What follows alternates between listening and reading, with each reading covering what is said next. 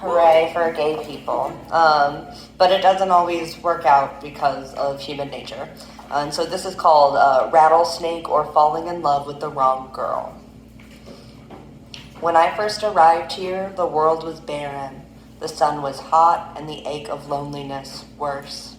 I was parched. I could feel each molecule on my tongue screaming for something, someone, to quench this thirst, to have my lips now cracked from this beating sun, reminding me each hour that I am alone, with no covers of clouds for relief. The grit of sand made love to my knees as I crawled across the Stam Desert. The endless blue sky taunted me. It promised me more. The sky's the limit, and this one limitless. No end in sight to this desolate trek.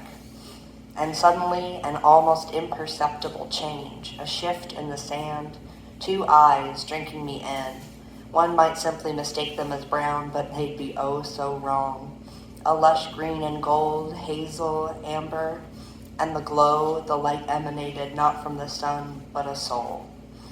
And so in this lifeless place, I cry out in joy. I run to these eyes, clouds of dust and dirt rising. I bring my face to hers, bright beads of sweat watering the sand, a fruitless attempt to plant a seed and cultivate this oasis. Her forked tongue flicked out, sampling my energy. She shimmers to the surface, sand sliding off scales, and the sun hits her back and she shines, a rainbow for all of us.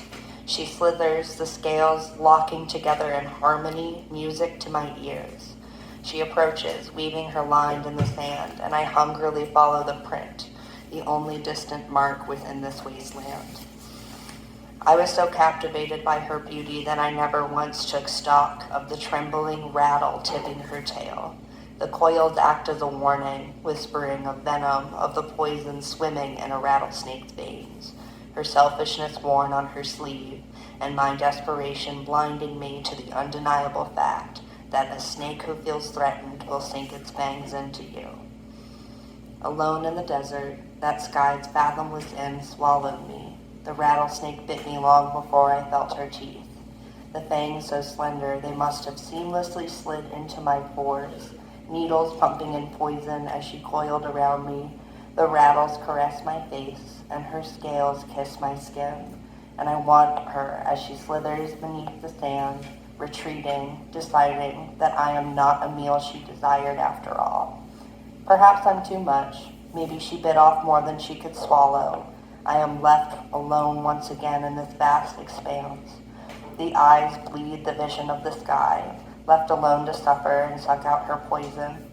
She reached into my heart and decided to slither away, leaving nothing but a queer print in the sand, a handful of memories recalled through shiny, glittery tears, leaving snake tracks on my cheeks.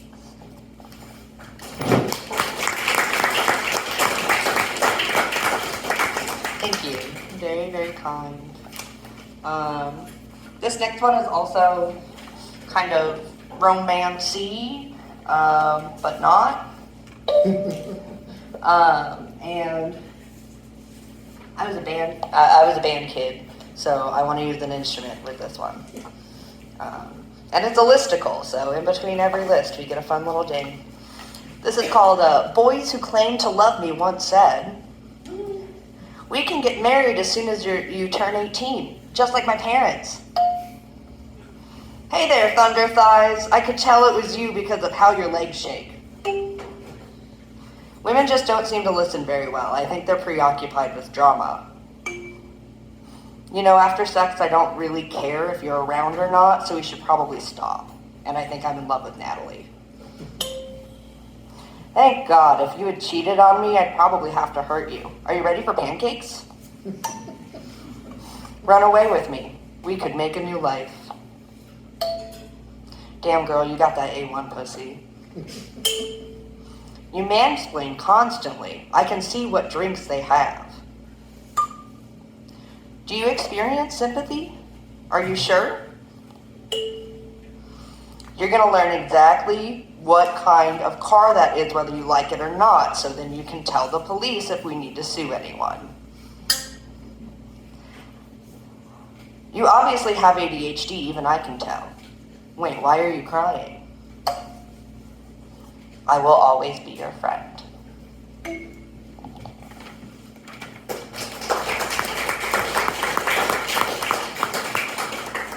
Okay, what's the time like?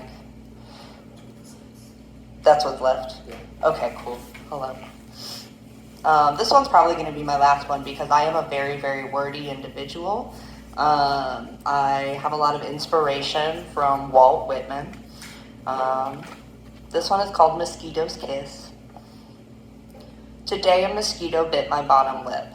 I'd been wandering in tall grass, exploring new territory, enjoying the faint song of running water without thinking about those buzzing little bastards who lay their eggs in wet muck, and the gentle ponds like the one beside this unkempt walkway that looked as deserted and empty as I felt.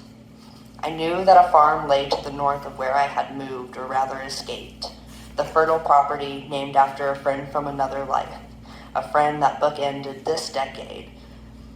And now, on this end, I awaited tooth extraction, rot set cozily in, inescapable, and only the best solution to this hurt is absence. Some friends fade away with distance, and some were never true friends at all. I went for a walk today, seeking a new way, some future familiar place for my feet, somewhere to open my eyes to nature and fresh air. I needed a different place for my single steps. This last spot the last spot my found fractured family strolled was a public park.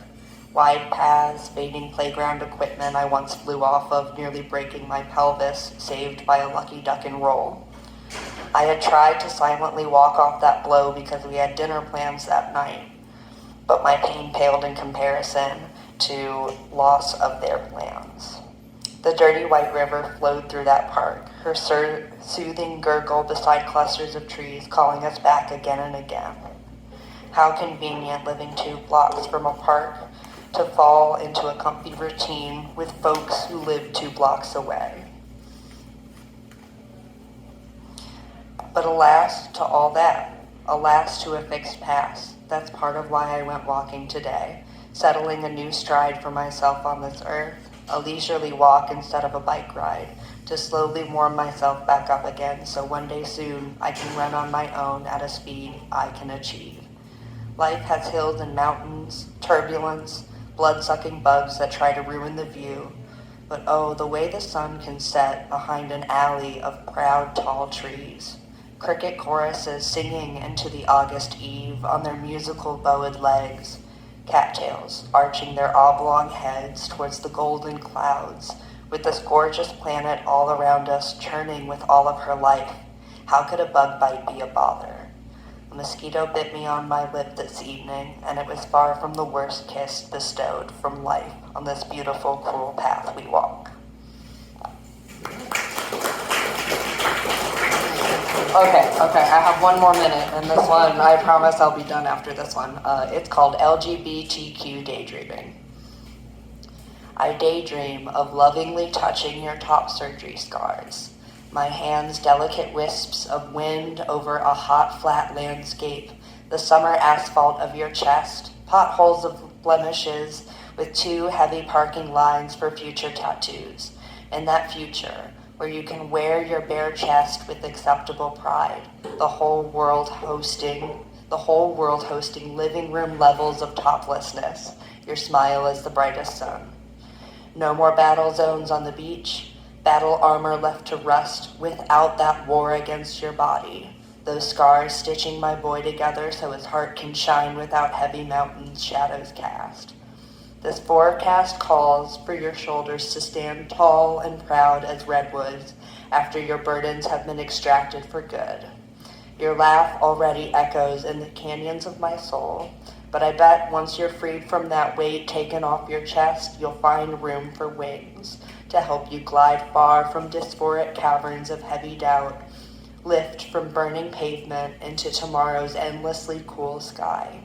When the only bump in the road that can be found across your boyish chest that rumbles and vibrates as you cackle with glee, my hands happiest as your rail freckle moles, your happy trail never forgetting the privilege of this public skin on skin, my palms resting over your heart, just under your ugly, trans-masculine Hawaiian shirt.